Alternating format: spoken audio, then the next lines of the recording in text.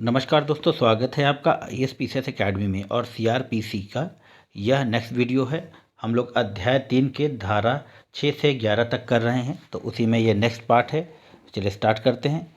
हम लोग 101 क्वेश्चन पीछे आगे कर चुके हैं, तो यदि आप चैनल पर नए हैं तो चैनल को सब्सक्राइब करके आप पीछे के जो वीडियोज़ हैं उनको देख के फिर ये वीडियो देख सकते हैं। चलिए स्टार्ट करते हैं। यहाँ पर पहला क्वेश्चन कह रहा है कि इनमें से किसी भरण पोषण का अधिकार नहीं होगा, तो विधवा पुत्री को भरण पोषण का अधिकार नहीं है। नेक्स्ट क्वेश्चन देखेंगे, गलत उत्तर बताइए। दंड प्रक्रिया संहिता की धारा 125 की उपधारा 4 के अधीन पत्नी भरण पोषण भत्ता पाने की अधिकारी नहीं होगी यदि वह कोई अन्य धर्म स्वीकार कर लेती है। ऑप्शन डी हो जाएगा इसका। चलिए ये गलत उत्तर था। चलिए नेक्स्ट क्वेश्चन देखेंगे, न्यायालय द्वारा एक बार भरण पोषण का आदेश देने के उपरांत उसे निम्न आधार पर रद्द किया जा सकता है। तो कौन से आधार पर रद्द किया जाएगा? यहाँ पर हो जाएगा ऑप्शन बी, दोनों लोग आपसी सहमति से अलग अलग रह रहे हों। Option B. नेक्स्ट क्वेश्चन देखेंगे। और मित्रों, जब आप इस वीडियो को देखते हैं तो आप अपने यूट्यूब की जो प्ले करने की स्पीड है उसको डबल कर लीजिएगा, जिससे आपके समय की बचत होने पाए। चलिए नेक्स्ट क्वेश्चन देखेंगे, धारा 125 की 4 उपधारा दंड प्रक्रिया संहिता के अंतर्गत निम्नलिखित में से कौन अपने पति से भरण पोषण भत्ता प्राप्त नहीं कर सकती? तो यहाँ पर कौन नहीं कर सकती, इसका आंसर देख लेंगे हम लोग। यहाँ पर बी आंसर है, पत्नी जो पारस्परिक सहमति से पृथक रह रही हो। चलिए ये क्वेश्चन रिपीटेड है और इसी तरह के रिपीटेड क्वेश्चन आपके आगामी 12 फरवरी को भी आएंगे। चलिए नेक्स्ट क्वेश्चन देखें, किस वाद में यह निर्णित किया गया कि एक व्यक्ति की दूसरी पत्नी जिसके पति की प्रथम पत्नी जीवित है अपने पति से दंड प्रक्रिया संहिता की धारा 1973 की धारा 125 के अंतर्गत भरण पोषण प्राप्त करने की अधिकारी नहीं है? तो यह वाद होगा आपका सी, खेमचंद्र ओम प्रकाश बनाम गुजरात राज्य। चलिए नेक्स्ट क्वेश्चन देखेंगे, 107 में कह रहा है कि निम्नलिखित में से किस वाद में उच्चतम न्यायालय ने यह अवधारित किया कि दंड प्रक्रिया संहिता की धारा 125 के अंतर्गत विवाहिता पुत्री जिनके पास स्वयं के स्वतंत्र पर्याप्त साधन हैं वह अपने माता पिता के भरण पोषण के लिए जिम्मेदार है? तो 107 का जो सही आंसर होगा वो डी होगा, विजय मनोहर अरवड़ बनाम काशीराम, और ये क्या है नेक्स्ट देख लेंगे एक मिनट, राजाराम सवाई। चलिए नेक्स्ट क्वेश्चन देखेंगे, 108 में कह रहा है कि दंड प्रक्रिया संहिता की धारा 125 के प्रावधान में पत्नी से तात्पर्य ऐसी महिला से है? तो यहाँ पर डी हो जाएगा, इनमें से सभी। विधि अनुसार विवाहित महिला, जिस महिला को उसके पति ने तलाक दिया है, जिस महिला का विवाह विच्छेद हो गया है परंतु उसने पुनर्विवाह नहीं किया है। चलिए नेक्स्ट क्वेश्चन देखेंगे, a magistrate making an order of alteration of the amount of the maintenance, तो ऑप्शन बी होगा, can not increase the amount in excess of ₹500। चलिए नेक्स्ट क्वेश्चन देखेंगे, दंड प्रक्रिया संहिता 1973 की धारा 127 के अंतर के संबंध में क्या सही है? तो यहाँ सभी विकल्प सही हैं। नेक्स्ट क्वेश्चन देखेंगे, 111 में कह रहा है कि दंड प्रक्रिया संहिता 1973 की निम्न किस धारा के अंतर्गत भरण पोषण के लिए दिए जाने वाले मासिक भत्ते का अंतरिम मासिक भत्ते में बदलाव किया जा सकता है? तो वह है धारा 127, ऑप्शन सी। विधि विरुद्ध जमाव को तितर बितर करने का समादेश कौन दे सकता है? तो ऑप्शन डी हो जाएगा, ANC दोनों, कार्यपालक मजिस्ट्रेट और थानेदार। चलिए नेक्स्ट क्वेश्चन देखेंगे, एक विधि विरुद्ध जमाव को तितर बितर होने का समादेश नहीं दिया जा सकता, तो एक सहायक पुलिस उप निरीक्षक के द्वारा। ऑप्शन ए, यहाँ पर ऑप्शन ए हो जाएगा। नेक्स्ट क्वेश्चन देखेंगे, दंड प्रक्रिया संहिता 1973 की निम्न धाराओं में से किस धारा के अधीन किसी जमाव को तितर बितर करने के लिए सशस्त्र बल का प्रयोग किया जा सकता है ताकि लोक सुरक्षा बनाई रखी जाए? तो ऑप्शन डी होगा, 130 धारा। नेक्स्ट क्वेश्चन, दंड प्रक्रिया संहिता की किस धारा के अंतर्गत न्यूसेंस हटाने के लिए सशर्त आदेश पारित किया जा सकता है? तो धारा 133, option C. Who amongst the following can grant conditional order from removal of the nuisance under section 133 of the CRPC। तो district magistrate option A. Next question देखेंगे, दंड प्रक्रिया संहिता की धारा 133 को लागू करने के लिए असुविधा या अतिक्रमण कहाँ नहीं होना चाहिए? तो निजी स्थान पर और निजी व्यक्तियों पर, ऑप्शन सी। नेक्स्ट क्वेश्चन देखेंगे, उपताप हटाने का सशर्त आदेश जारी किया जा सकता है? तो जिलाधीश या उपखंड मजिस्ट्रेट या सब डिवीजन मजिस्ट्रेट दोनों के द्वारा, ऑप्शन डी हो जाएगा यहाँ पर। नेक्स्ट क्वेश्चन देखेंगे, और मित्रों निरंतर अभ्यास करते रहें क्योंकि निरंतर अभ्यास ही सफलता की कुंजी है। और 119 में कह रहा है कि दंड प्रक्रिया संहिता 1973 की धारा 133 में उपताप को हटाने की शक्ति है। तो आप जानते हैं या किसको है? यहाँ पर ऑप्शन हो जाएगा डी, जिला मजिस्ट्रेट को। यह रिपीटेड क्वेश्चन है और आपको बार बार करने से याद हो जाएंगे। दंड प्रक्रिया संहिता की धारा 133 के अधीन लोक उत्पात हटाने के लिए सशर्त आदेश दिया जा सकता है। तो उपरोक्त में से किसी भी मजिस्ट्रेट के द्वारा, केवल जिला मजिस्ट्रेट, केवल उपखंड मजिस्ट्रेट और केवल कार्यपालक मजिस्ट्रेट। तो यहाँ पर तीनों हो जाएगा इसका आंसर। सही उत्तर दीजिए। दंड प्रक्रिया संहिता की धारा 133 के अंतर्गत दंडाधिकारी द्वारा पारित सशर्त आदेश को व्यवहार न्यायालय में चुनौती नहीं दी जा सकती है, यह कथन है। तो यह कथन है आपका सही। और जब आप ये वीडियो देखते हैं, जब आपके पास आपका फ्री टाइम होता है, मान लीजिए आप लंच कर रहे हैं, नाश्ता कर रहे हैं, या कहीं आ जा रहे हैं, चल फिर रहे हैं, टॉयलेट में है, बाथरूम में है, तब आप इसको इस्तेमाल करिए इस समय को। चलिए नेक्स्ट क्वेश्चन कह रहा है कि दंड प्रक्रिया संहिता 1973 की निम्न किस धारा में कार्यपालक मजिस्ट्रेट व्यादेश जारी कर सकता है? तो धारा 142, ऑप्शन बी। दंड प्रक्रिया संहिता की धारा 142 के तहत एक मजिस्ट्रेट को क्या जारी करने का अधिकार है? तो निषेधाज्ञा, लंबित जांच, ऑप्शन ए। 23-24 में देखेंगे, यदि कोई व्यक्ति जिसके विरुद्ध दंड प्रक्रिया संहिता 1973 की धारा 133 के अधीन आदेश दिया गया है उपस्थित हो जाता है और आदेश के विरुद्ध कारण दर्शित करता है, तो मजिस्ट्रेट क्या करेगा 124 में? तो यहाँ पर ऑप्शन ए हो जाएगा, उस मामले में उसी प्रकार साक्ष्य लेगा जैसा वह समन मामला हो, जैसे वह समन मामला हो। चलिए 125 में, निम्नलिखित में से मजिस्ट्रेट लोक अपदूषण की पुनरावृत्ति अथवा निरंतरता का प्रतिरोध करने हेतु तो शक्ति रखते हैं। तो आप जानते हैं यहाँ पर ऑप्शन ए सही होगा, जिला मजिस्ट्रेट, और आपका हो जाएगा सब डिविजनल मजिस्ट्रेट, और इसी निमित्त सशक्त कार्यपालक मजिस्ट्रेट। तो यहाँ पर जो इसका ऑप्शन होगा वो होगा सी, 1, 2 और 4। चलिए नेक्स्ट क्वेश्चन देखेंगे, दंड प्रक्रिया संहिता की किस धारा के तहत एक मजिस्ट्रेट स्थानीय अन्वेषण के लिए निर्देश जारी कर सकता है? तो धारा 139। चलिए नेक्स्ट क्वेश्चन देखेंगे, दंड प्रक्रिया संहिता की किस धारा के अंतर्गत मजिस्ट्रेट स्थानीय अन्वेषण के लिए निर्देश जारी कर सकता है? तो 127 का जो सही आंसर है वो है धारा 139। इससे पहले ये रिपीटेड क्वेश्चन है। आपराधिक प्रक्रिया संहिता 1973 के किस धारा के अंतर्गत जिला दंडाधिकारी को अत्यावश्यक लोक अपदूषक या आशंकित खतरे के संदर्भ में आदेश जारी करने की शक्तियां प्राप्त हैं? तो आप जानते हैं धारा 144, ऑप्शन सी। धारा 144 के अधीन पारित आदेश प्रवृत्त रहता है जिसकी अवधि सामान्यतः निम्न में से अधिक नहीं हो सकती। तो 129 का जो सही आंसर है वो है 2 महीने। ये इम्पॉर्टेंट है ये धारा, क्योंकि आपके गली मोहल्ले में, आपके शहर में बहुत लगती होगी ये।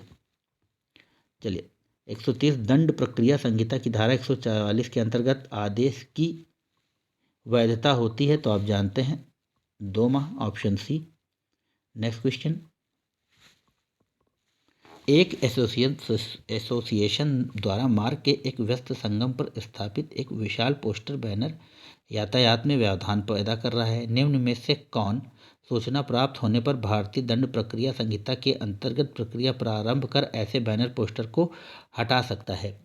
तो ऑप्शन यहाँ पर है, इसका जो सही होगा 131 का वो है सी, उपखंड मजिस्ट्रेट। दंड प्रक्रिया संहिता की धारा 144 के अंतर्गत आदेश 2 माह तक अस्तित्व में रहता है, किंतु राज्य सरकार इसे बढ़ा सकती है। तो वह कितने दिन तक? 132 में देख लेंगे, 6 मास से अनधिक नहीं। नेक्स्ट क्वेश्चन यहाँ पर है, दंड प्रक्रिया संहिता की धारा 144 के अधीन लोक न्यूसेंस या आशंकित खतरे के निवारण के लिए आदेश पारित करने के लिए कौन प्राधिकृत है? तो 133 का जो सही आंसर हो जाएगा वो है यहाँ पर सी, जिला मजिस्ट्रेट, उपखंड मजिस्ट्रेट या राज्य सरकार द्वारा के लिए सशक्त कोई व्यक्ति या कार्यपालक मजिस्ट्रेट। दंड प्रक्रिया संहिता 1973 की धारा 144 के अंतर्गत दिए गए आदेश पर मूल अधिकार के उल्लंघन होने पर याचिका दायर की जा सकती है या अभिनिर्धारित किया गया। तो ऑप्शन सी, गुलाब अब्बास बनाम उत्तर प्रदेश राज्य 1881 SC 2198। नेक्स्ट क्वेश्चन, निम्नलिखित में से कौन सा वाद खंड दंड प्रक्रिया संहिता की धारा 144 से संबंधित है? तो वह है कर्नाटक राज्य बनाम प्रवीण तोगड़िया। चलिए नेक्स्ट देख लेंगे। निम्नलिखित में से किस वाद में उच्चतम न्यायालय ने यह अभिनिर्धारित किया कि दंड प्रक्रिया संहिता की धारा 144 संवैधानिक है? तो यहाँ पर ऑप्शन हो जाएगा इसका सही 136 का ए, मधुलिमय बनाम SDM मुंगेर। यह बहुत ही इम्पोर्टेंट है। दंड प्रक्रिया संहिता 1973 की धारा 144 के अधीन कार्यपालक मजिस्ट्रेट एक पक्षीय कार्रवाई भी कर सकता है यदि तुरंत निवारण या शीघ्र उपचार वांछनीय हो। तो 137 का हो जाएगा डी यहाँ पर, उपर्युक्त में से किसी या एक सभी आधारों के लिए। चलिए नेक्स्ट क्वेश्चन देखेंगे। निम्नलिखित में से कौन सही सुमेलित नहीं है? तो 138 में डी सही सुमेलित नहीं है, यहाँ पर 144 होगा। चलिए नेक्स्ट देख लेंगे। दंड प्रक्रिया संहिता की धारा 145 का क्या उद्देश्य है? प्रशांति भंग होने से रोकना। नेक्स्ट क्वेश्चन, किस मामले में यह अभिनिर्धारित किया गया कि दंड प्रक्रिया संहिता के अध्याय 8 के प्रावधान लोकहित में होने के कारण भारत के संविधान के अनुच्छेद 19 के अतिक्रमण में नहीं है? तो 140 का आंसर हो जाएगा सी, मधुलिमय बनाम SDM मुंगेर। नेक्स्ट क्वेश्चन देखेंगे। धारा 145 दंड प्रक्रिया संहिता के अंतर्गत कार्रवाइयों का उद्देश्य शांति भंग के खतरे का निवारण करना, न कि स्वतः स्वायत्त निर्माण करना है। निम्न में से किस मामले में यह कहा गया है? तो यह कहा गया है आपका भारत संघ बनाम अजीबुन्निसा खातून। नेक्स्ट क्वेश्चन 42 में कह रहा है कि संहिता की धारा 145 के अंतर्गत कार्रवाई के संबंध में निम्नलिखित में से कौन सा कथन सही नहीं है? तो 42 का यहाँ पर सही नहीं हो जाएगा, यहाँ पर सी है, यह आवश्यक नहीं कि अंतिम आदेश पारित करते समय परिशांति भंग होने की संभावना सतत या अस्तित्व में हो। दंड प्रक्रिया संहिता की धारा 145 के अंतर्गत कार्यपालक मजिस्ट्रेट द्वारा कार्रवाई निम्न में से किसकी रिपोर्ट पर प्रारंभ की जाती है? तो वह है यहाँ पर पुलिस अधिकारी, ऑप्शन बी। धारा 145 दंड प्रक्रिया संहिता के अधीन आदेश निम्न के संबंध में दिया जा सकता है। तो किसके संबंध में? किसी भूमि या जल की जिसके अंतर्गत फसलें व भूमि की उपज या लाभ भी सम्मिलित हैं, ऑप्शन बी। नेक्स्ट क्वेश्चन, दंड प्रक्रिया संहिता के किस प्रावधान के अंतर्गत एक पक्षकार कार्यपालक मजिस्ट्रेट के समक्ष धारा 145 दंड प्रक्रिया संहिता के अंतर्गत शुरू की गई कार्रवाइयों का समाप्त करने की प्रार्थना दे सकता है? तो धारा 145 का 5, ऑप्शन डी। नेक्स्ट क्वेश्चन देखेंगे। यहाँ पर लिखा है कि दंड प्रक्रिया संहिता 1973 में संपत्ति के कब्जे से संबंधित किसी विवाद को निर्णीत किया जा सकता है? तो ऑप्शन डी होगा, यह कार्यपालक मजिस्ट्रेट के द्वारा। स्थावर संपत्ति के कब्जे से जुड़ा कोई विवाद निर्णीत किया जाता है तो यह है ऑप्शन बी, कार्यपालक मजिस्ट्रेट के द्वारा। अचल संपत्ति पर झगड़े के संबंध में कार्यपालक दंडाधिकारी दंड प्रक्रिया संहिता की धारा 145 के अंतर्गत संपत्ति पर कब्जे के संबंध में अपने आदेश पारित करने से पूर्व कितनी अवधि पर विचार करता है? तो ऑप्शन बी हो जाएगा 2 माह की। दंड प्रक्रिया संहिता की धारा 145 के अधीन स्थावर संपत्ति के बारे में विवाद में कार्यपालक मजिस्ट्रेट किस प्रश्न का निर्णय कर सकता है? तो वास्तविक कब्जा के, ऑप्शन हो जाएगा यहाँ पर बी। नेक्स्ट क्वेश्चन देखेंगे।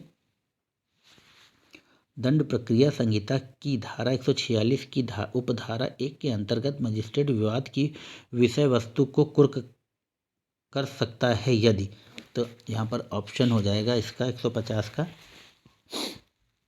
सी, वह अपना समाधान नहीं कर पाता कि पक्षकारों में से किसका कब्जा विवाद की विषय वस्तु पर था। चलिए 51 में देखेंगे, यहाँ पर लिखा है कि यह सही नहीं है कि मजिस्ट्रेट धारा 146 दंड प्रक्रिया संहिता के अधीन विवाद की विषय वस्तु को कुर्क कर सकता है। तो यहाँ 151 का ऑप्शन हो जाएगा ए। धारा 145(1) के अंतर्गत आदेश पारित करने के बाद किसी भी समय यदि वह ऐसा करना आवश्यक समझता है। चलिए नेक्स्ट क्वेश्चन देखेंगे। 152 क्वेश्चन में कह रहा है कि बांटो और मापों का निरीक्षण किया जा सकता है तो पुलिस थाने के भारसाधक अधिकारी के द्वारा। चलिए नेक्स्ट क्वेश्चन देखेंगे, और यहाँ पर अध्याय 4 आ गया है।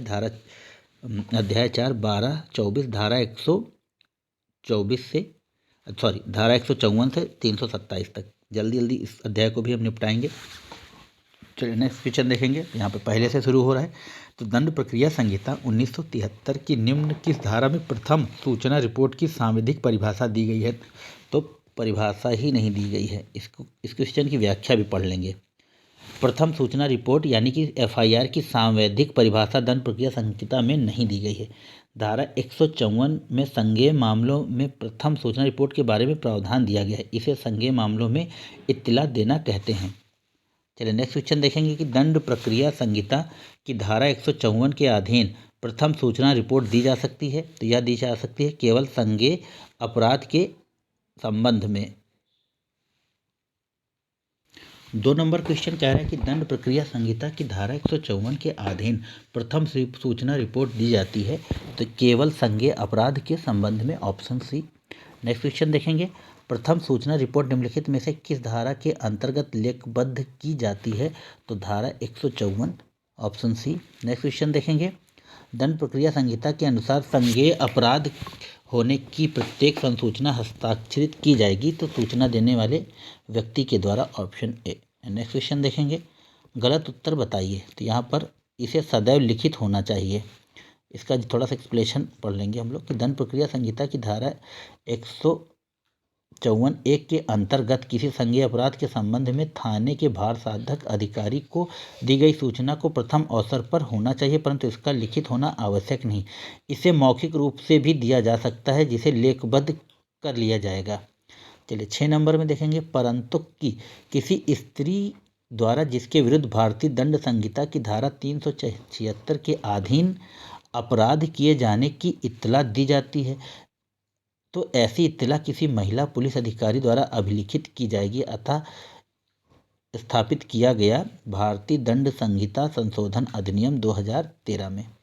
चलिए नेक्स्ट क्वेश्चन देखेंगे, यहाँ पर 7 नंबर में कह रहा है कि यदि धारा 376 भारतीय दंड संहिता के अंतर्गत कोई अपराध कारित किया गया है तो सूचना महिला पुलिस अधिकारी द्वारा किस धारा के अंतर्गत अभिलिखित की जाएगी? तो ऑप्शन ए, धारा 154। चलिए नेक्स्ट क्वेश्चन देखेंगे, भारतीय दंड संहिता की धारा 354 का के अंतर्गत हुए अपराध की सूचना किसी स्त्री द्वारा दिए जाने पर अभिलिखित की जाएगी।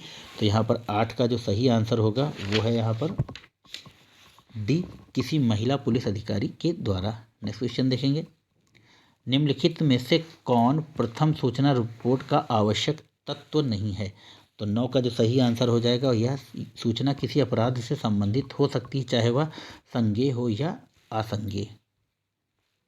नेक्स्ट क्वेश्चन देखेंगे, दंड प्रक्रिया संहिता की धारा 154 के अंतर्गत संज्ञेय अपराध के घटित होने संबंधी सूचना कौन दे सकता है? तो वह ऑप्शन डी होगा, कोई भी व्यक्ति। प्रथम सूचना रिपोर्ट के संबंध में क्या सही नहीं है?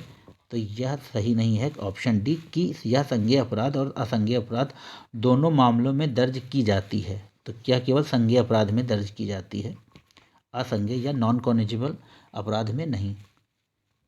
चलिए 12 नंबर में देखेंगे, निम्नलिखित में से किस वाद में यह प्रतिपादित किया गया कि पुलिस एवं न्यायपालिका का कार्य एक दूसरे के पूरक हैं? तो किंग एम्परर बनाम Nazir Ahmad, option A. Next question, in case of merger of the complaint with the police report the procedure to be followed for the trial, तो यहाँ पर ऑप्शन सी हो जाएगा, shall be of the case instituted on the police report. Next question, निम्नलिखित संकथनों में से कौन सा असत्य है?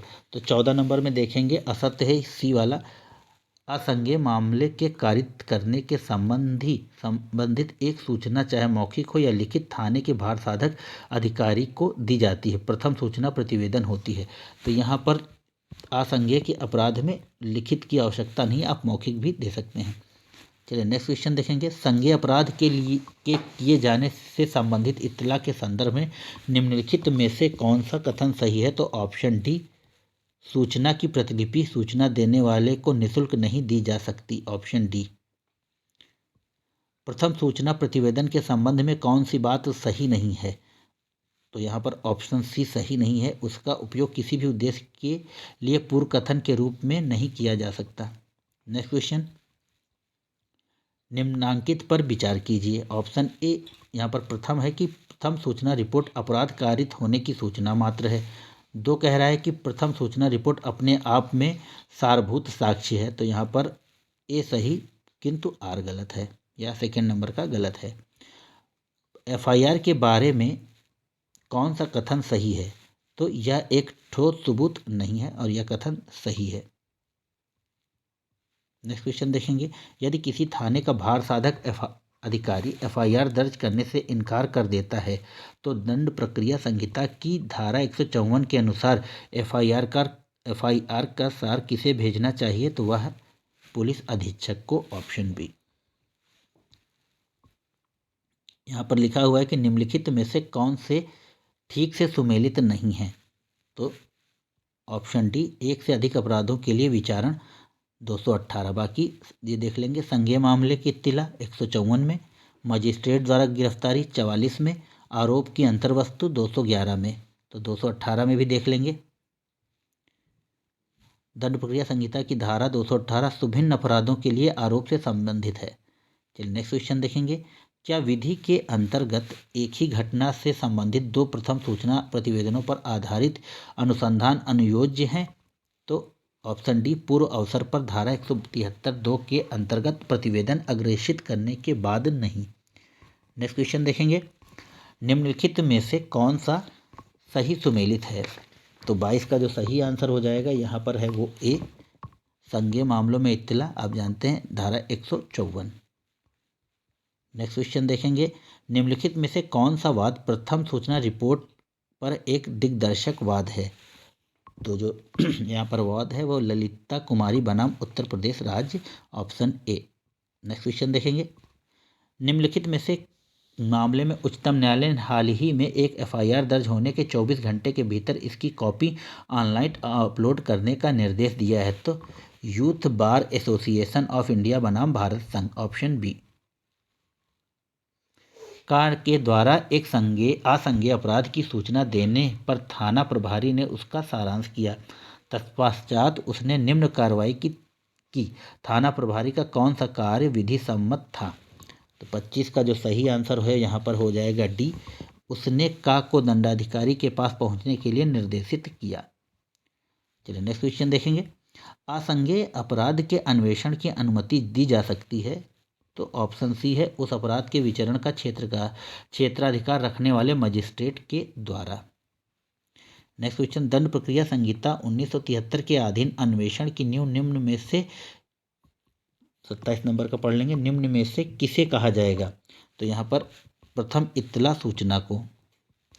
28 में देखेंगे, किसी प्रथम सूचना रिपोर्ट में अगर एक अपराध संज्ञेय है तथा दूसरा असंज्ञेय है तो सारे मामलों को समझा जाएगा।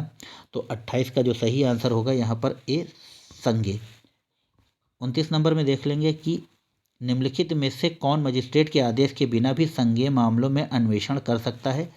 तो थाने का भार साधक अधिकारी। 30 में देखेंगे, दंड प्रक्रिया संहिता के अंतर्गत एक मजिस्ट्रेट को अपराध में जांच करने के लिए पुलिस को निर्देशित करने की शक्ति है? तो धारा 156 की उपधारा 3 दंड प्रक्रिया संहिता के अंतर्गत, ऑप्शन ए। नेक्स्ट क्वेश्चन देखेंगे, 31 में दंड प्रक्रिया संहिता की धारा 190 के तहत सशक्त एक मजिस्ट्रेट पुलिस द्वारा एक संज्ञेय अपराध के अन्वेषण का आदेश दे सकता है। यह दंड प्रक्रिया संहिता की निम्नलिखित धारा में उपबंधित है। तो धारा 156 का 3 ऑप्शन सी। 32 में देखेंगे कि दंड प्रक्रिया संहिता के किस प्रावधान के अंतर्गत पुलिस थाने का भार साधक अधिकारी अपराध की प्रथम सूचना रिपोर्ट प्राप्त होने पर संबंधित मजिस्ट्रेट को उसकी प्रतिलिपि भेजेगा। तो यहाँ पर धारा 157 दंड प्रक्रिया संहिता के अंतर्गत ऑप्शन डी।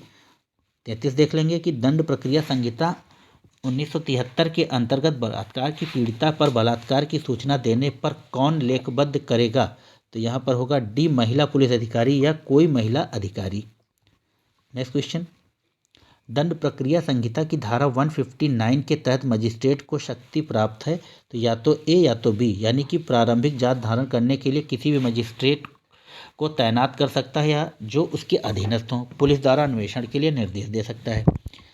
चलिए नेक्स्ट क्वेश्चन देखेंगे। दंड प्रक्रिया संहिता 1973 की धारा 160 में एक व्यक्ति को साक्षी के रूप में किसके द्वारा बुलाया जा सकता है। तो ऑप्शन सी, उस पुलिस अधिकारी द्वारा जो उस मामले का अन्वेषण कर रहा है। 36 में देख लेंगे, निम्नलिखित में से कौन सा कथन सही है। तो 36 में डी सही है। एक पुलिस अधिकारी को अपने समक्ष मानसिक रूप से विकलांग व्यक्तियों को प्रस्तुत करने की शक्ति नहीं है। तो यह कथन सही है। चलिए 37 में देखेंगे कि दंड प्रक्रिया संहिता की धारा में यह प्रावधान है कि एक 15 वर्ष से कम आयु के बालक को पुलिस थाने में नहीं बुलाया जा सकता। तो यह है धारा 160 की उपधारा ए, ऑप्शन ए। दंड प्रक्रिया संहिता को धारा 161 के अंतर्गत साक्षी को पूछे गए प्रश्नों का उत्तर देने से मना करना निम्न में से किसके अंतर्गत अपराध होगा। तो धारा 179 भारतीय दंड प्रक्रिया संहिता। चलिए नेक्स्ट क्वेश्चन देखेंगे। 39 में देखेंगे, दंड प्रक्रिया संहिता की किस धारा में अन्वेषण अधिकारी गवाह के कथन का अभिलेख करता है। तो ऑप्शन सी, धारा 161। 40 में देखेंगे कि पुलिस द्वारा दंड प्रक्रिया संहिता 1973 की धारा 161 के अंतर्गत कथन अभिलिखित किए जाते हैं। तो अन्वेषण के दौरान, ऑप्शन सी। नेक्स्ट क्वेश्चन देखेंगे, निम्नलिखित में से किस मामले में यह अभिनिर्धारित किया गया कि दंड प्रक्रिया संहिता की धारा 161 की उपधारा 2 के अधीन एक व्यक्ति संरक्षण प्राप्त करने का अधिकार रखता है उन प्रश्नों जिनके उत्तरों की प्रवृत्ति उसे आपराधिक आरोप की आशंका में डालने की है। तो इसका जो सही आंसर हो जाएगा 41 का, वो है ए, नंदिनी सतपथी बनाम PL दानी, ऑप्शन ए हो जाएगा इसका सही। 42 में देखेंगे कि a joint statement of the several witness recorded during investigation. तो 42 का जो सही आंसर है वो है C, will neither render this person as incompetent witness nor their evidence is inadmissible. चलिए 43 में देखेंगे कि स्टेटमेंट अंडर सेक्शन 161 और of CRPC can be use to contradict the statement in court, option C हो जाएगा इसका। 44 में देख लेंगे कि अन्वेषण के दौरान धारा 161 दंड प्रक्रिया संहिता के तहत तो पुलिस द्वारा लिपिबद्ध कथन केवल साक्षी की साक्ष्य में विरोधाभास साबित करने हेतु प्रयुक्त किए जा सकते हैं। चलिए नेक्स्ट क्वेश्चन देखेंगे और ये 43 का ही हिंदी वर्जन है। 45 में देख लेंगे कि एक पुलिस अधिकारी को किसी व्यक्ति द्वारा जांच के दौरान दिए गए बयान को क्या कर सकता है, गवाह को खंडन करने के उद्देश्य के सिवा किसी और उद्देश्य के लिए इस्तेमाल नहीं किया जा सकता। Option D. नेक्स्ट क्वेश्चन देखेंगे, दंड प्रक्रिया संहिता की धारा 161 के अंतर्गत अन्वेषण के दौरान पुलिस अधिकारी द्वारा रिकॉर्ड किए गए अभियुक्त के कथन को परीक्षण के दौरान उपयोग में लाया जा सकता है। तो ऑप्शन ए होगा, साक्षी का विरोध करने के लिए। नेक्स्ट क्वेश्चन, दंड प्रक्रिया संहिता की कौन सी धारा यह उपबंध करती है कि किसी व्यक्ति द्वारा किसी पुलिस अधिकारी से अन्वेषण के दौरान किया गया कोई कथन लेखबद्ध किया जाता है तो कथन करने वाले व्यक्ति द्वारा हस्ताक्षरित नहीं किया जाएगा। तो ऑप्शन सी होगा, धारा 162। 48 में कह रहा है कि निम्नलिखित में से कौन सा कथनकर्ता द्वारा हस्ताक्षरित किया जाना जरूरी नहीं है। तो इसका ऑप्शन हो जाएगा सी, दंड प्रक्रिया संहिता की धारा 161 के तहत किया गया कथन। 49 में देख लेंगे, दंड प्रक्रिया संहिता 1973 की धारा 164 की परिधि में आने वाले कथन बयान को अभिलिखित किया जा सकता है। तो 149 का जो सही आंसर होगा वो होगा आपका सी, किसी न्यायिक या मेट्रोपॉलिटन मजिस्ट्रेट के द्वारा। और दंड 50 में देख लेंगे कि दंड प्रक्रिया संहिता की धारा 164 के अंतर्गत संस्वीकृति कौन अभिलिखित कर सकता है। तो यहाँ पर उपरोक्त सभी, कोई न्यायिक मजिस्ट्रेट या जो अधिकारिता रखता हो केवल, कोई न्यायिक मजिस्ट्रेट जिसकी अधिकारिता ना हो केवल, कोई महानगरीय मजिस्ट्रेट जिसकी अधिकारिता ना हो केवल। तो यहाँ पर सभी रखते हैं। तो मित्रों, यह थे 100 महत्वपूर्ण प्रश्न। आशा है आप लोगों को पसंद आएंगे। चैनल को लाइक कीजिए, शेयर कीजिए, सब्सक्राइब कीजिए और निरंतर अभ्यास करते रहिए। जय हिंद, जय भारत, नमस्कार।